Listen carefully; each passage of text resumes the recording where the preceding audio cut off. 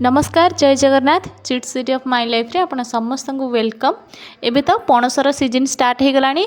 किए पिठौ करी खाउची तो किए कषा करी खाउची एवं किए किए पकोड़ा और कटलेट मध्य बनाउचंती। आजिर ये रेसिपी बहुत सहज अच्छी आउ टिके डिफरेंट रहिबो।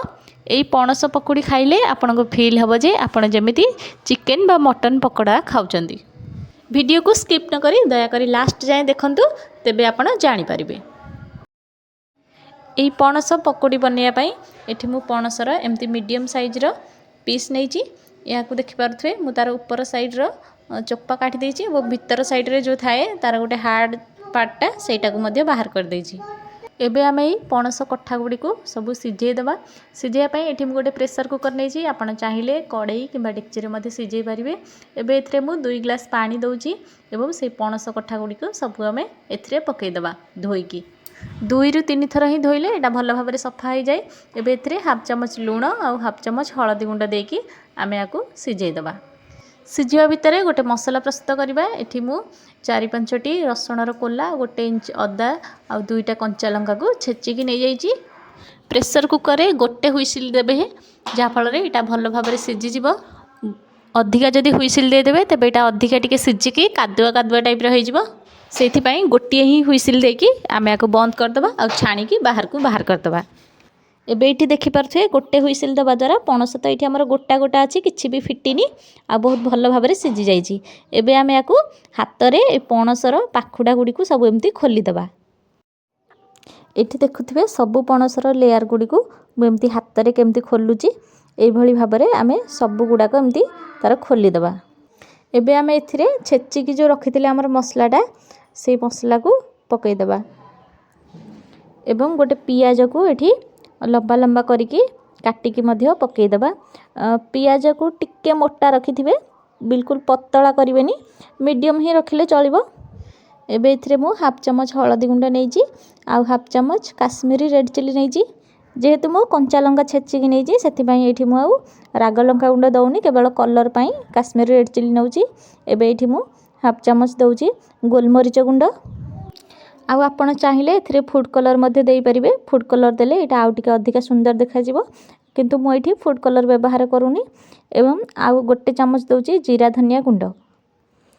एबे हम एथिरे ऐड करिबा 2 बड़ चमच कॉर्नफ्लावर आउ ए पकोड़ी को टिके कुरकुरा बनैया पई नेइचे एठी मु चाउल गुंड आपण चाहिले मैदा मध्ये नै परिबे।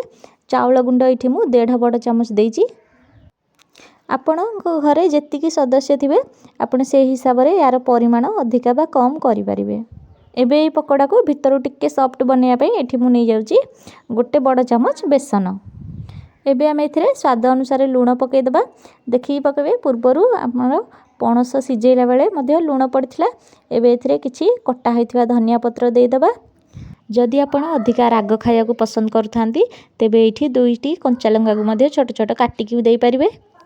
एई सब को एबे आमे भल्लो भाबरे ताको पानी दबानी बिल्कुल एमती हाथ रे चकटी दबा। जेहेतु पणस को आमे पूर्वरु सिझेई कि नेजे सेति पई पणसर लेयर गुडी को भितरे पानी अंश थाए सेति पई मोर तो एठी बिल्कुल पानी दबा को पडिलानी। आपनकर जदि टिके दरकार पडुची आपण देई परिबो अल्प बहुत किंतु जमा भी अधिका पानी देबेनी। ताको एमती टिके घसी घसिका चकटिले सेथिरु जो पानी थिबो सेइथिरे एटा बाइंडिंग हे जिवो भल्लो भाबरे।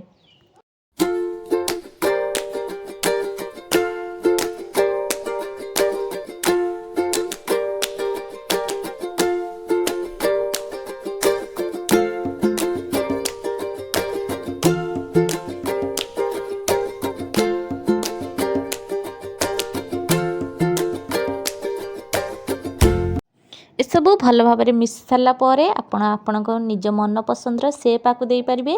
एमती आकु एमती बरा बा टिक्की शेप रो दे पारिबे किंबा छोट छोट बॉल शेप रे मध्ये फ्राई करिवे किंबा सिलिंडर शेप करि परिबे। मु तो एमती जेमती उठौची सेमिति डायरेक्ट ही फ्राई करिवे। पूर्वरु अनेक पकोड़ी रेसिपी मो चैनल रे अपलोड हेची। आपण चाहिले चैनल पेज को मध्ये विजिट करिकी से सब को देखि पारंदी। पकोड़ी को किछि शेप न देई एमिति आबड़ा खाबड़ा करिकी छाणीबा द्वारा से बहुत कुरकुरा होइथाय। आउ पियाज को कहीं एठी मु एमती मोटा मोटा टिके काटी रखिबा पई नैथिली। देखि पारुथिबे जेतेबेले हमर एटा फ्राई करूचे ऊपर केमती पियाज गुड़ाक सब देखा जाउची। जदि आमे पतला पतला करके पियाज नैथिबा तो सेटा जल्दी पोड़ी जिवो आउ पिता पिता लागिवो। सेथिपाई प्रथमरु ही पियाज टिके मोटा मोटा करके काटिकी नैथिबे। एठी एबे गोटे ब्याच पकोड़ी आमर छाणिकी रेडी हो गला। जमिति नॉर्मल आपण पकोड़ी छाणती सेमिति ही छाणिबे। गोटे साइड हो गला परे आरपट साइड को टिके ओल्टेइबे। देखि पारुथबे केमिति आमर पकोड़ाटा पूरा जेमति आमर चिकेन पकोड़ा सेही भली देखा जाउची। टेस्ट मध्य टिके सेही भली रहिबो। आपण घरे निहाती एटाकू बनांतु। पणस सीजन सरी जिबा आगुरु घरे समस्तंकु थरे एटाकू बनेकी खाइयाकू दियंतु। देखिबे छोटरू बड़ समस्ते बारंबार एही रेसिपीटाकू करिवा पई जिद करिवे।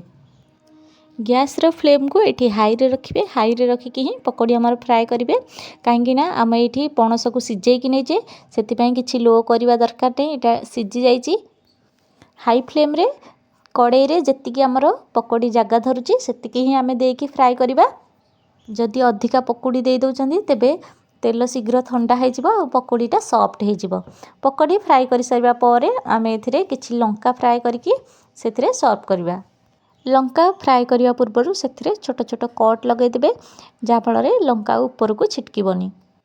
एई भली भाबरे 3टी बैच रे मोर सबुतक पकोड़ी फ्राए हेकी बाहरी गला। एई वीडियो रे देथिबा छोट मोट टिप्स को ही आपण फॉलो करिकी एमिति पकोड़ी तैयारी करंतु। देखिबे आपनक पकोड़ी सबु बेले क्रिस्पी हेकी बाहरिबो। आउ घरे छोटरू बड़ समस्ते आपनक प्रशंसा करिवे।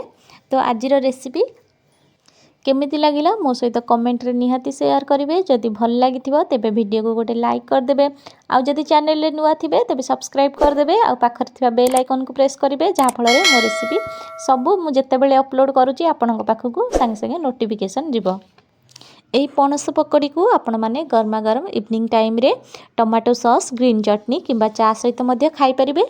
एई पणस पकोड़ी बहुत टेस्ट लागि थाए। आपण चाहिले याकू भात सहित मध्य साइड डिश भाबरे नै पारंती।